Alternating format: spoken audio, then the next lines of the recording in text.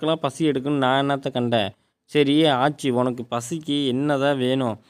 ஆயா கொடுத்த காசு இருக்கு. போய் கடையில ஏதாவது வாங்கி தரவா?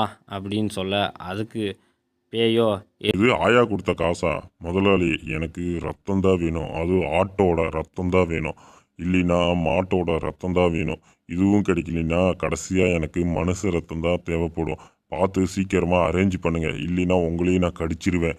அப்படின்னு பயமுறுத்த, அடே எலும்பு பயலே, நீ என்னடா திடீர்னு ஆடு கேட்குற, மாடு கேட்குற, இதுக்கெல்லாம் நான் எங்கடா போவேன்? ஏதோ முட்டாயினா வாங்கி தருவேன். நீ ஆடு மாடுலாம் கேட்குற. சரி ஓகே விடு, இன்னைக்கு நைட்டு ஏதாவது பிளான் பண்ணுவோம். அது வரைக்கும் பசியை தாங்கிக்கிட்டு இரு.